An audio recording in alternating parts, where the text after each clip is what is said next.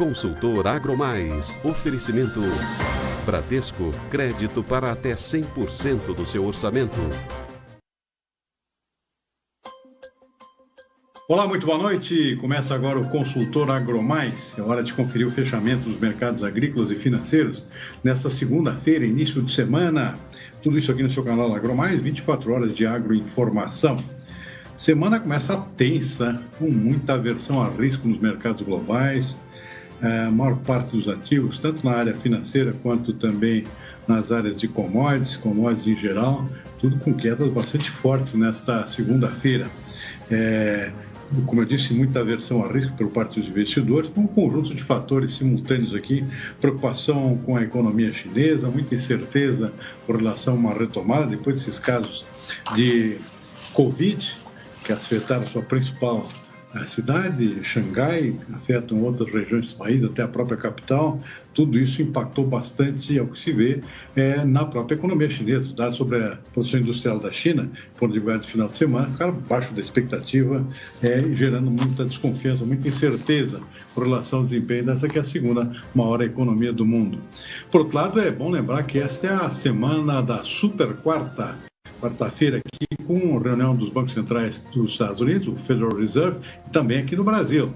E a expectativa generalizada é de novos aumentos na taxa de juros, tentando dar uma segurada na inflação. A inflação que hoje é global. E nos Estados Unidos, inclusive, está assustando os investidores, a inflação muito acelerada nos Estados Unidos, na expectativa de alguma decisão mais drástica por parte dos bancos centrais, tanto dos Estados Unidos quanto aqui no Brasil, para tentar segurar essa escalada. Então, muita atenção essa semana, muita coisa pode acontecer. Nesta super quarta-feira, essas reuniões que começam amanhã, terminam na quarta-feira com alguma decisão sobre, quase certamente, aumentos na taxa de juros. Refletindo toda essa preocupação, o dólar fechou o dia em forte alta hoje, uma disparada, subiu 2,6% no encerramento dos negócios de câmbio nesta segunda-feira. Fechamento novamente acima de R$ 5,00, não acontecia desde março, estamos em maio já, R$ 5,07 a cotação da moeda americana. E o índice Bovespa na B3, refletindo as preocupações e a fuga dos mercados de risco nos mercados globais, o índice Bovespa acompanhou esse comportamento, também caiu hoje, 1,2% no fechamento dos negócios aqui na nossa B3, o índice Bovespa, portanto, despencando. Lá fora, comportamento misto. O índice Dow Jones andou de um lado para o outro, lá acabou fechando com uma leve alta até. Virou no final do dia com alta de 0,3%, embora o comportamento ainda, de certa forma, bastante pífio em termos de retomada. O destaque para o dólar index, fechou em forte alta de 0,7%, refletindo exatamente isso que eu acabei de citar aqui, preocupação dos mercados globais com muita aversão ao risco, o pessoal se refugia no dólar. Aconteceu lá fora, aconteceu aqui no Brasil, o dólar index subiu 0,7%, que é um índice elevado, na medida que nós estamos comparando aqui moedas fortes. O dólar índice, que é aquele comparativo do dólar americano com outras moedas da cesta mais forte aqui dos países desenvolvidos. O índice dólar índice fechando acima dos 103 mil pontos, 103.600. Petróleo andou de um lado para o outro hoje, abriu o dia em forte queda, mais de 3%, acabou recuperando uma parte disso no final, fechou com uma alta moderada aqui de 0,1%, petróleo tipo Brent, o WTI fechou um pouco mais firme, com 0,4% de alta, o Brent a $107,70 o barril nas bolsas internacionais. Bom, basicamente em função dessa preocupação, o petróleo se recuperou no final porque, junto com as preocupações com a economia da China, que seria um fator baixista para o petróleo, tem sido, um fator que acabou determinando essa alta no final foi a provável decisão, que está para ser tomada a qualquer momento pela União Europeia, com exceção de alguns dos seus membros, de decretar realmente um embargo às importações de petróleo russo, como uma forma de sanção pela invasão da Ucrânia. E isso virou o mercado, essa possibilidade. Parece que deve ficar de fora dessas sanções apenas a Hungria e a Eslováquia, que são países muito dependentes, mais de 60% de petróleo da Rússia. Demais países acompanhando essa decisão da União Europeia, realmente dá uma embargada lá na importação de petróleo russo, e isso acabou virando o mercado no final do dia, acabou fechando em alta, pela perspectiva de um enxugamento na oferta de petróleo russo, pelo menos no mercado europeu. Muito bem, dito isso, vamos para mercado de commodities. Como é que fecharam hoje? Uma queda quase generalizada. Vamos ver as cotações, começando pela Bolsa de Chicago. Soja despencou 2,3% hoje. Preocupações com o clima nos Estados Unidos, está atrasando muito o plantio de milho.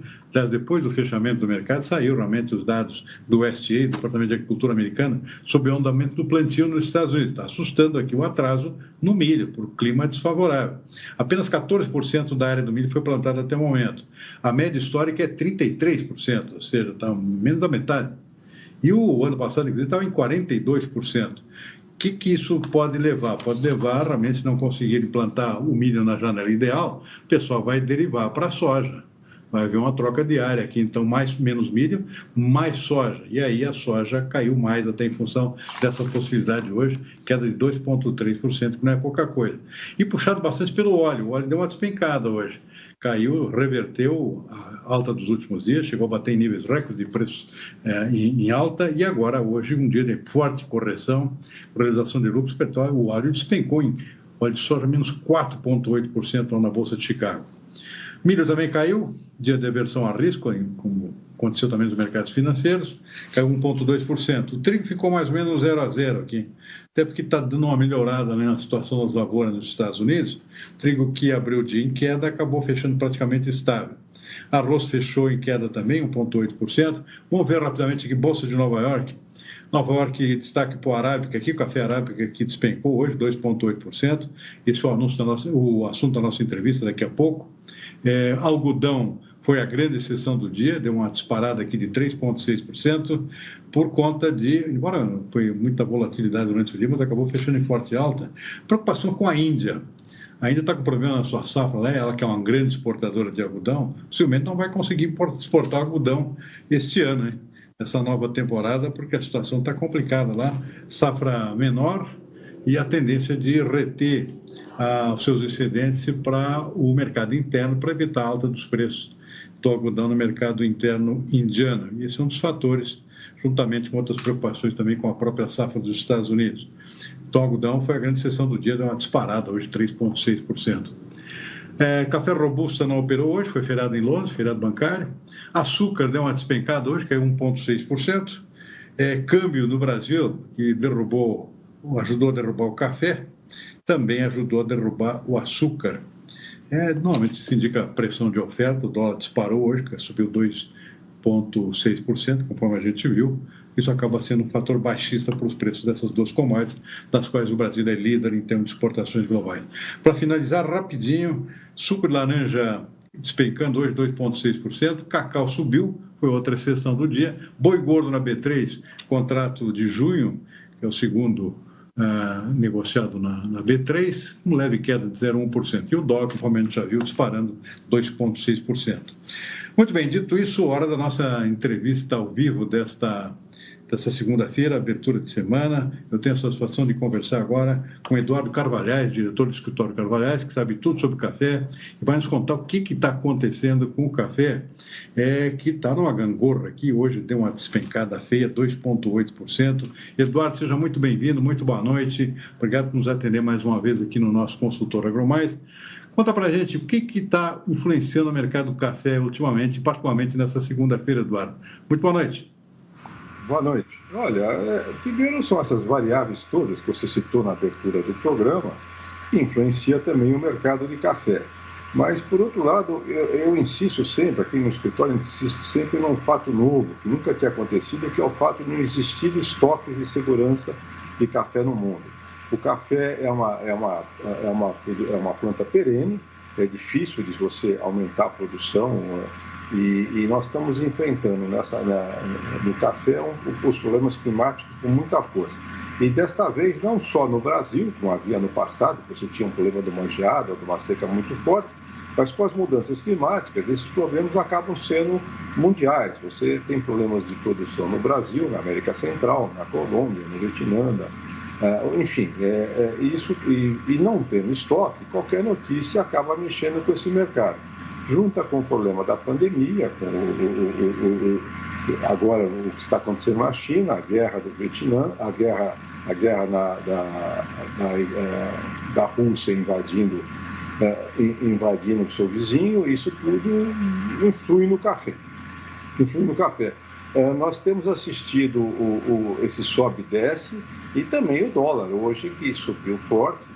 Na hora que a Bolsa de Nova York fechou, o dólar estava mais forte ainda. Tanto que, se você colocar o fechamento de Nova York em reais por saca, ele fecha praticamente no mesmo valor da última sexta-feira, ou seja, R$2 abaixo. E na hora do fechamento, o dólar estava mais forte e não havia diferença. É óbvio que não foi só isso, foi toda essa situação no mundo. Todas as commodities caíram e o café veio junto. E essa dúvida sobre a produção brasileira de café vai continuar. Nós estamos para iniciar a colheita da nova safra, da safra 22. Em Arábica deve começar agora no começo de junho só. E há muita especulação sobre isso. Ainda no final da semana passada, o Citibank lançou um número para a safra brasileira que eu não tinha ouvido em lugar nenhum, porque eu não vejo possibilidade disso. Falando em 65 milhões de sacas para essa safra desse ano no Brasil. Isso sempre acaba levando a um abalo no pessoal de bolsa, né? Tem que lembrar com a facilidade que existe hoje, com comunicação em rede, isso tudo repercute. Você tem muitos pequenos investidores, pequenos especuladores, fundos também, que entram e saem das bolsas com uma velocidade enorme. Eles ouvem falar isso tudo, ficam inseguros, ouvem falar que pode haver uma queda do consumo mundial de café, o que não aconteceu até agora, tanto devido à pandemia na China. A China não é grande consumidora, como também na guerra no leste europeu. Isso tudo traz muita insegurança e muita subida e descida no preço. Sem estoques, isso vai continuar acontecendo. Eduardo, exatamente, você tocou num ponto que eu gostaria de aprofundar um pouquinho mais. E essas grandes diferenças que chamam a atenção nas estimativas da safra brasileira. Isso tem sido recorrente, todos os anos a mesma coisa. E o próprio Conselho Nacional do Café se manifestou, acho que foi semana passada, com muita preocupação em relação a essa falta de consenso em relação aos números. Fala aqui em números que vão de 48 até 70, você acabou de citar mais um deles aqui, né? Ou seja, isso não faz sentido nenhum, né? Ou seja, eu não vejo isso acontecer em outros produtos, em outras culturas, na cana, na soja, no milho aqui no Brasil. Essas diferenças tão abruptas, tão grandes assim, que causam confusão no mercado, só pode causar confusão efetivamente no mercado. Eu gostaria do seu comentário, você que conhece muito bem essa questão, por que isso acontece, hein? Bom, primeiro que eu acho que nós temos que refinar mais e dar mais credibilidade para a estimativa brasileira de café, que é feita pela Conab, é a única que faz uma estimativa como se deve fazer, com visitas a campo, levantando a área plantada, o estado do cafezal, e nós temos que sentir por que o mercado mundial não acredita, em parte porque se sabe, porque normalmente ela acaba sendo a menor estimativa de todas e ela perdeu um pouco a credibilidade. E a outra coisa, que como o café é uma planta perene, como eu disse agora há pouco, e a reposição da produção é muito mais difícil, isso dá margem a muita especulação. Você veja, agora com esse assunto de não ter estoque, eu insisto sempre nisso, essa é a grande novidade dessa vez nesse mercado que nós estamos, uma coisa que nós nunca enfrentamos. Nós sempre tivemos estoques, não só no Brasil, como nos outros países produtores. Isso dificulta muito ainda se enxergar o que vai acontecer com o mercado de café. Você junta como eu disse, com o fato do consumo no momento que vem crescendo consistentemente desde o ano 2000, e agora você com a pandemia, com esse problema de inflação, se julga que isso pode vir a derrubar o consumo de café por falta de dinheiro do consumidor, não só aqui no Brasil, como no mundo todo, e está o prato feito para essa especulação toda. Agora, a realidade é que até agora o consumo continua. Os últimos números que nós temos, até 2021, mostram o consumo ainda em alta, tanto na Europa, como nos Estados Unidos e aqui no Brasil. Com aquela recessão, com a pandemia, o consumo de café no Brasil o ano passado cresceu 1%. Ele tem se mostrado bastante resistente, né? mas abre margem a muita especulação e isso dificulta que a gente possa projetar o que vai acontecer com o mercado esse ano e o ano que vem. Então, eu tenho notado aqui, não sei, me corrija se eu estiver errado aqui, que as principais divergências em relação à estimativa da safra brasileira, entre as diversas fontes, está mais no Conilon, não tanto no café arábica. É isso mesmo ou é um erro de leitura meu aqui? Não, a produção do Conilon parece ser bem maior do que realmente sai pela Conab. O Conilon tem dado muitas diferenças, porque se estima a área plantada e se pega uma produtividade alta como se fosse a realidade de toda a produção brasileira de Conilon. O Conilon está avançando muito na qualidade, na produtividade, a Embrapa tem feito um trabalho ótimo nisso, o Incaper no Espírito Santo também, e o Conilon tem avançado, mas a produção de Conilon varia muito de propriedade para propriedade, de acordo com os tratos e com tudo mais, e isso acaba dando margem a muita especulação também. Você realmente no momento onde existe menos consenso na produção de Conilon. O de Arábica, com aquele ano e meio de seca e mais até as 3 geadas de julho do ano passado, existe mais ou menos um consenso de que esse ano a produção será menor.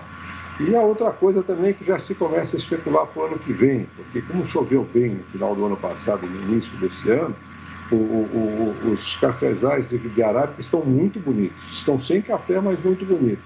Então começa a especulação de que o ano que vem nós vamos ter uma grande boa safra. Isso depende muito do clima daqui até lá, né? Nós temos que passar esse inverno agora, ver como é que começa a chuva, se a chuva persiste depois para que as flores virem frutos e como é que esses frutos vão crescer.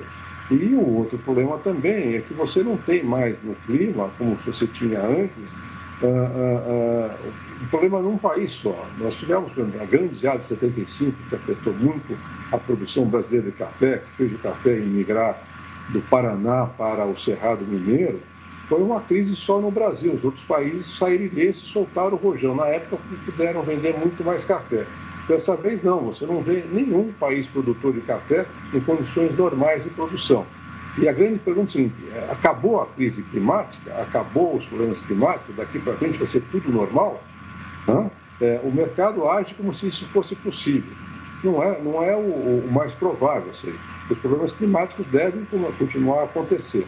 Enquanto não acontece, no curto prazo se presta muito à especulação. Para finalizar, Eduardo, o que você tem ouvido aí de preço no mercado físico interno aqui e significa esses preços que você vai nos contar se são atrativos para o produtor e se ele está vendendo em função disso?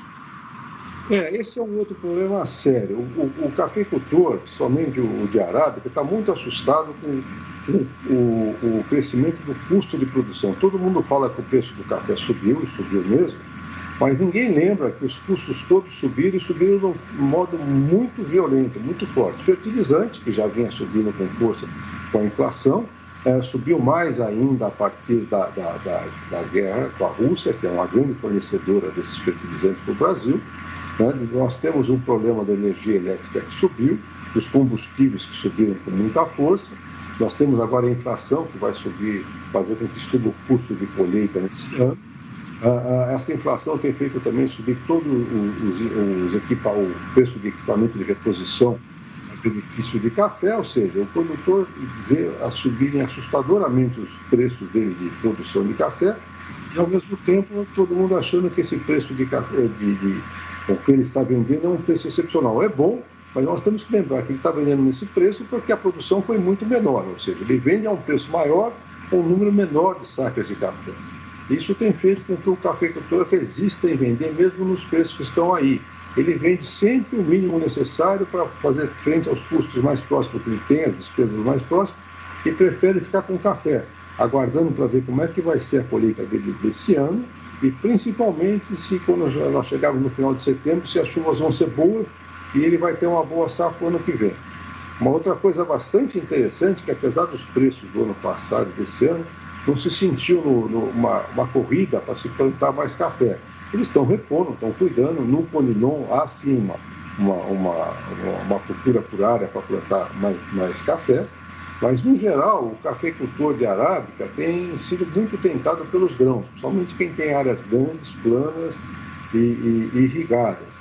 O que aconteceu com o preço também da soja, do milho e agora do trigo, a Embrapa desenvolveu uma variedade que está se dando muito bem no Cerrado, tem feito os cafeicultores tomarem muito cuidado em aumentar a área de café. Eles têm procurado diversificar. Isso tudo vai levar 2, 3 anos para nós vermos exatamente qual é a situação. Mas não há, repito mais uma vez, uma corrida para plantar café. Muito bom. Está aí Eduardo Carvalhais, diretor do Escritório Carvalhais, dando seu recado aqui sobre essa situação que a gente está acompanhando no mercado de café e suas tendências aqui nas próximas semanas, nos próximos meses. Eduardo, muitíssimo obrigado por mais uma entrevista aqui para o nosso programa. Uma boa noite, uma boa semana para você. Até a próxima, hein? Boa noite, até a próxima.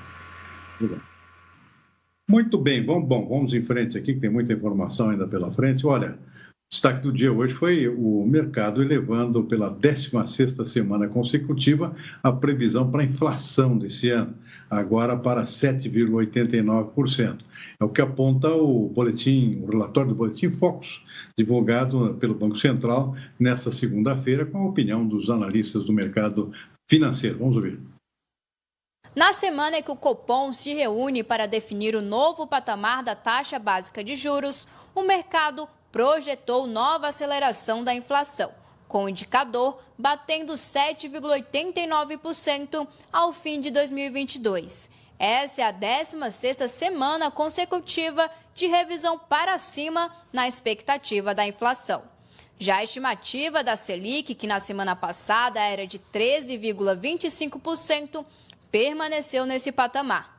Nessa semana, o Copom deve elevar a taxa básica de juros em 1 ponto percentual, conforme já indicado na última reunião.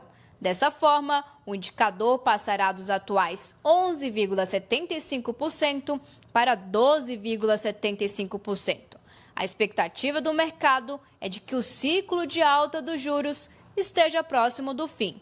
Por outro lado, o mercado passou a estimar um crescimento do Produto Interno Bruto, que mede o tamanho da economia brasileira, um pouquinho maior. A aposta era uma alta de 0,65, agora é de 0,70. Apesar disso, o mercado manteve o crescimento de 1% previsto para 2023 e 2% para os 2 anos seguintes. Bom, enquanto isso, o PIB brasileiro, que é a economia do país aqui, está frustrando as expectativas. O IBCBR, que é aquele índice da atividade econômica considerado uma prévia do PIB brasileiro, subiu apenas 0,34% agora em fevereiro, depois de ter caído em janeiro, inclusive. Isso na comparação com o próprio mês de janeiro. A informação foi divulgada hoje pelo Banco Central e surpreendeu negativamente os analistas que esperavam um crescimento de 0,5% ou 0,8%, só veio 0,3%. Pelo segundo mês seguido, o resultado ficou abaixo da alta de 0,5% que era esperada para a prévia. Na comparação anual, o IBCBR subiu 0,66% e no acumulado em 12 meses, a alta foi de 4,73% para 4,82%. Mesmo com desempenho diferente do que era esperado, o indicador voltou a crescer após a queda de 0,73% em janeiro deste ano. E como dissemos no início, preocupa muito a explosão da inflação nos Estados Unidos. Uma nova pesquisa feita nos Estados Unidos indicou que 94% da população está preocupada com a alta dos preços. A inflação vem batendo recordes no país e levando preocupações para o governo americano sobre o futuro político do próprio presidente Joe Biden. O nosso correspondente por lá, em Nova York, Eduardo Barão, explica para a gente.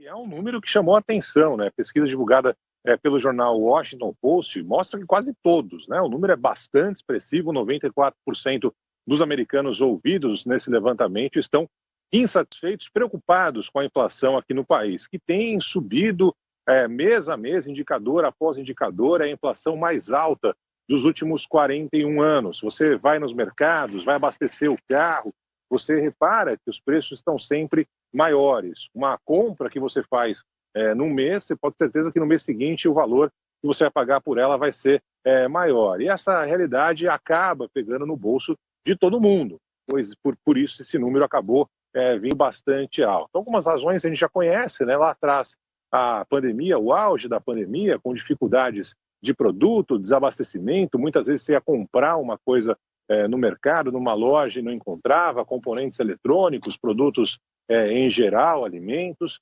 E agora a situação ainda mais complicada depois do início da guerra na Ucrânia, no que se refere ao setor de energia, com os preços do diesel, da gasolina disparando por aqui, e aí, claro, isso acaba afetando todos os outros produtos. Agora, essa situação da economia, essa preocupação do americano, acaba também influenciando na questão política aqui no país. A gente vai ter, neste ano, as eleições de meio de mandato aqui nos Estados Unidos, que é uma eleição fundamental para a sequência do legislativo americano, quando deputados e senadores serão eleitos para o Congresso aqui do país. Como a situação está muito apertada, né, no Senado, por exemplo, é metade a metade, 50% dos senadores são democratas, 50% são republicanos. Na Câmara, os democratas têm uma pequena vantagem, mas os republicanos entendem que podem aproveitar essa situação do país, uma situação difícil na economia, de insatisfação, para melhorar os seus números no Congresso dos Estados Unidos. Então, há um sentimento por aqui de que os republicanos devem aumentar a quantidade de parlamentares no Congresso americano nessas eleições, e por isso o presidente Joe Biden tem feito o que ele disse ser possível nesse momento para conter os preços, mas ele é considerado hoje o principal vilão por parte dos americanos nessa situação em que a inflação está bem alta por aqui. Muito bem, nós vamos ficando por aqui com o nosso consultor agromais da segunda-feira. Só um recado final aqui bem rapidinho. Notícia de que o Sindicato Nacional dos Funcionários do Banco Brasil decidiu retomar a greve da categoria a partir do dia 3, ou seja, depois da manhã. É bom ficar de olho aqui, o Banco Central pode entrar em greve de novo. Nós ficamos por aqui, uma boa noite e até amanhã.